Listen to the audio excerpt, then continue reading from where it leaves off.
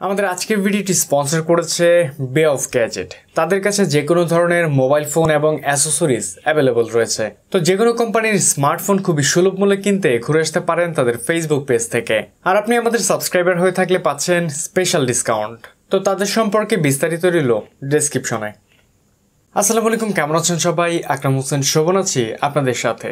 Take নিউজের 12তম এপিসোডে আপনাদের সবাইকে স্বাগতম জানাচ্ছি। আজকের যে টেক নিউজটি নিয়ে হাজির হলাম তা হচ্ছে রেডমি এবং রিয়েলমির ফ্যানদের জন্য অনেকটাই স্পেশাল হবে বলা যায়, যার জন্য বলবো চুপচাপ বসে ভিডিওটি দেখে ফেলুন এবং আপনি যদি কিছু গেস করতে পারেন তা অবভিয়াসলি আগেই কমেন্টে জানিয়ে দিবেন। তো আজকে আর কথা না বাড়িয়ে চলুন ভিডিও শুরু করা যাক। So let's begin the show. তো আমাদের আজকের টেক নিউজের প্রথম নিউজটি থাকছে শাওমির তরফ থেকে। শাওমি হচ্ছে তাদের যে সাব ব্র্যান্ড পোকোর আরেকটি ফোন লঞ্চ করতে যাচ্ছে, যা হচ্ছে X2 এর পর X3, এবং এই পোকো X3 এর কিছু পিকচার লিক হয়েছে, সাথে হচ্ছে এই ফোনটির কিছু স্পেসিফিকেশনও লিক হয়েছে। যা হচ্ছে পোকো X3, এই ফোনটা যদি আমরা দেখতে পাই তা হচ্ছে পোকো X2 এর সাথে কিছুটা সিমিলার বলা যায়। সাথে হচ্ছে ফোনটির পেছনে পাবো কোয়াড ক্যামেরা সেটআপ, যেটাও থাকছে অনেকটা রাউন্ড শেপে, এবং এর ক্যামেরার মেইন সেন্সরটি হচ্ছে 64 মেগাপিক্সেলের, এবং ফ্রন্টে পাবো 20 মেগাপিক্সেলের একটি ফ্রন্ট ক্যামেরা। পোকো X2 তে যেমন আমরা পেয়েছিলাম স্ন্যাপড্রাগন 730G এর একটা প্রসেসর, তো এই ফোনটিতে একটু আপগ্রেড করা হচ্ছে। যেমন হচ্ছে এই ফোনটিতে থাকছে স্ন্যাপড্রাগন 732 এর একটি প্রসেসর। তো দেখা যাক এই প্রসেসরটি যেহেতু নতুন কতটা পারফর্ম করতে পারে ফোনটিতে। তাছাড়া এই ফোনটির ব্যাটারিতে একটু ইমপ্রুভ করা হয়েছে, মানে এই ফোনটির ব্যাটারি সেকশনে পাচ্ছি 5160 mAh এর ব্যাটারি, যেটাকে চার্জ দিতে থাকবে 30 ওয়াটের একটি ফাস্ট চার্জিং অ্যাডাপ্টার। এবং এই ফোনটিতেও বলা যায় যে ডিসপ্লেতে একটা পাঁচশোল ডিসপ্লে থাকছে, এবং এটা মেবি থাকছে 120 রিফ্রেশ রেটের সাথে, এবং এটি আইপিএস বা অ্যামোলেড প্যানেল কিনা সেটা নিয়ে আমরা এখনো শিওর না, তবে সম্ভবত এটা আইপিএস প্যানেলের সাথে আসার একটা সম্ভাবনা রয়েছে। আর একই সাথে ফোনটি হচ্ছে সেপ্টেম্বরের 8 তারিখে লঞ্চ করা হবে। তো দেখা যাক এই ফোনটির একই সাথে প্রাইসিংটাও কত ধরা হয়।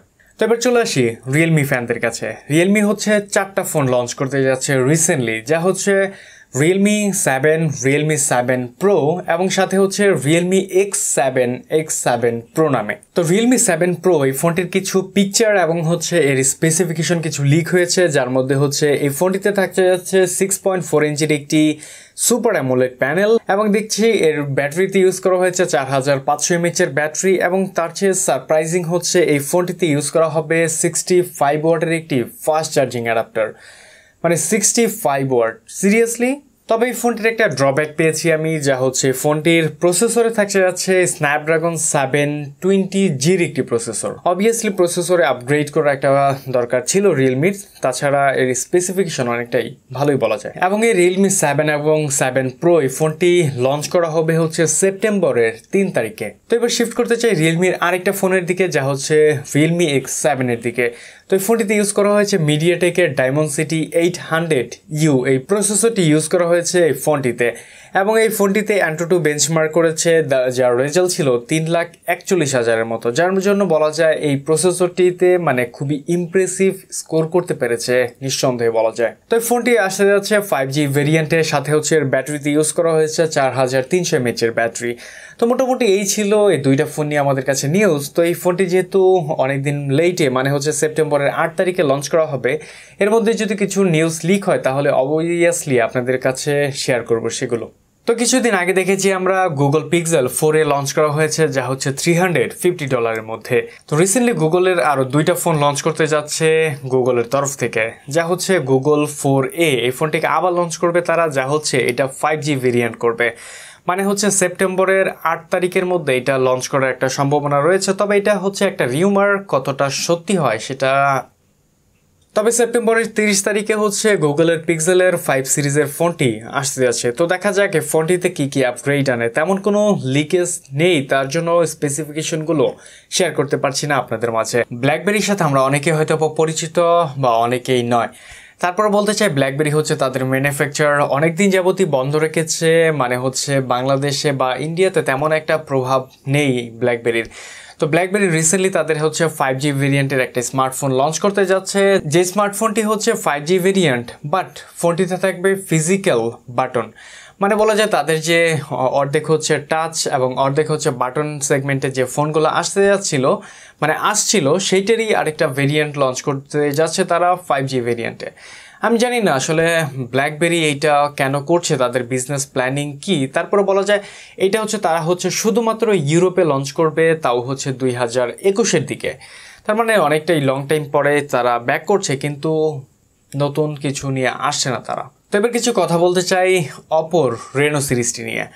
অপোর রেনো সিরিজ আমার মনে হয় যে 4 থেকে 5 মাস পর পরই তারা একটা ফোন লঞ্চ করতেই থাকে। এবার হচ্ছে তারা রেনো সিরিজের 5 সিরিজটি লঞ্চ করতে যাচ্ছে, যেখানে হচ্ছে রেনো 5 এবং 5 প্রো এই দুইটা স্মার্টফোন লঞ্চ করতে যাচ্ছে তারা।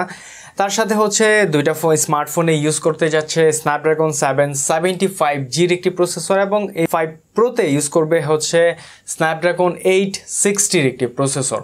তো অপর তরফ থেকে বলা হয়েছে খুবই রিসেন্ট এই দুইটা ফোনের ভেরিয়েন্ট তারা লঞ্চ করবে। তারপরে বলা যায় মিনিমাম সেপ্টেম্বরের আগে এটা পেতে যাচ্ছি না আমরা, এবং এর প্রাইজিং নিয়েও তেমন কোনো ধারণা ছিল না আমাদের। হয়তোবা অপর রেনো সিরিজে অনেকটাই পরিবর্তন আমরা দেখতে পাই, তবে ডিজাইনটিতেও হয়তোবা এই অপর রেনো 4 থেকেও অনেকটাই আপগ্রেড করা হবে। তো অপর তরফ থেকে আরেকটা স্মার্টফোন রিসেন্ট লঞ্চ করা হচ্ছে, যা হচ্ছে অপো F17 Pro এই স্মার্টফোনটি। তো স্মার্টফোনটিরও কিছু স্পেসিফিকেশন আমাদের কাছে রয়েছে, যা হচ্ছে ফোনটিতে ইউজ করা হচ্ছে 6.43 ইঞ্চির একটি সুপার অ্যামোলেড প্যানেল, এবং ফোনটির রিয়ারে হচ্ছে কোয়াড ক্যামেরা ইউজ করা হচ্ছে, এবং ফ্রন্টে থাকছে ডুয়েল ক্যামেরা। এবং এই ফোনটি র্যাম এবং স্টোরেজে পাবো 8GB 128GBতে, আর এই ব্যাটারিতে থাকছে 4000 mAh একটি লিথিয়াম পলিমার ব্যাটারি। আর ফোনটির চার্জিং এর জন্য এর অ্যাডাপ্টার হিসেবে থাকছে 40 ওয়াটের একটি সুপার ভোগ চার্জার, যার জন্য বলা যায় চার্জিং নিয়ে তেমন কোনো সমস্যাই থাকবে না এবার এই ফোনটিতে। তবে একটা সমস্যা আমার কাছে রয়েছে, যা হচ্ছে ফোনটির প্রসেসর হিসেবে থাকতে যাচ্ছে মিডিয়াটেকের হেলিও P95-এর একটি প্রসেসর। মানে আসলে বুঝলাম না যে আসলে অপো সবসময় কেন মিডিয়াটেকই ইউজ করে। F17 Pro এই ফোনটি হচ্ছে যদি বাংলাদেশের বাজারে লঞ্চ করে, যা হচ্ছে 30,000 টাকার আশেপাশে লঞ্চ করার একটা অবভিয়াসলি সম্ভাবনা রয়েছে, যা আমরা প্রিভিয়াস তাদের ফোন লঞ্চিং এর ক্ষেত্রে দেখেছি। তো সেক্ষেত্রে বলা যায় 30,000 টাকার আশেপাশের কোনো স্মার্টফোনে মিডিয়াটেকের হেলিও P35-এর একটি চিপসেট একদমই গ্রহণযোগ্য নয়। মানে সেই জন্য বলা যায় অপো হচ্ছে আমাদের সাথে অনেকটা হাসি ঠাট্টা করে, এবং আমরাও হচ্ছে ফাঁদে পড়ে তাদের ফোনগুলো কিনতে বাধ্য হই। তো দেখতে দেখতে চলে আসলাম আমাদের লাস্ট টেক নিউজে, যা থাকছে স্যামসাং এর তরফ থেকে। স্যামসাং হচ্ছে তাদের একদম বাজেট সিরিজে একটা স্মার্টফোন লঞ্চ করেছিল কিছুদিন আগে, যা হচ্ছে A10, তারপরে হচ্ছে A11, এবং এবার তারা লঞ্চ করতে যাচ্ছে A12। আর ফোনটির র্যাম ভেরিয়েন্টে পাবো একটি, যা হচ্ছে 3GB র্যামের সাথে 32GB স্টোরেজ এবং 64GB স্টোরেজ। তবে ফোনটিতে প্রসেসর হিসেবে কি থাকছে তা এখন আমরা জানতে পারিনি, তবে বলা যায় এটা অবভিয়াসলি স্যামসাং এর হচ্ছে X7 এর কোনো চিপসেট থাকতে পারে। এবং এই ফোনটির রিয়ারে থাকবে ডুয়াল ক্যামেরা সেটআপ, যার প্রাইমারিতে 13 মেগাপিক্সেলের একটি মেইন শুটার, সাথে হচ্ছে এর ফ্রন্ট ক্যামেরাতে পাবো 5 মেগাপিক্সেলের একটি সেলফি ক্যামেরা। ফোনটিতে থাকবে অ্যাজ ইউজুয়ালি 4000 mAh এর ব্যাটারি, এবং এতে চার্জ করতে থাকবে 15 ওয়াটের একটি ফাস্ট চার্জিং অ্যাডাপ্টার। তো এই ফোনটি কবে নাগাদ লঞ্চ করা হবে এবং এই ফোনটির প্রাইসিং কেমন হবে সেই ব্যাপারে কোনো লিকেজ পাইনি আমরা, যার জন্য বলা যায় ফোনটি খুবই রিসেন্ট আসতে যাচ্ছে। তো এর প্রাইসিং নিয়েও আমাদের কিছু ধারণা হয়ে যাবে। তো এই ছিল আজকের মতো আমাদের টেক নিউজে। এই নিউজটি কেমন লাগলো তা জানাতে ভুলবেন না কমেন্ট সেকশনে, এবং আমাদের কাছে যদি কোনো কিছু জিজ্ঞাসা করার থাকে অথবা কোনো অপিনিয়ন দিতে চাইলে তা কমেন্ট বক্সে লিখে যাবেন, তা আমরা দ্রুত রিপ্লাই করার ট্রাই করব। তো আজকের মতো এখান থেকে বিদায় নিচ্ছি আমি শোভন। দেখা হবে পরবর্তী কোনো গ্যাজেট বা স্মার্টফোনের রিভিউ নিয়ে। সে পর্যন্ত ভালো থাকবেন এবং আমাদের সাথেই থাকবেন। আল্লাহ হাফেজ।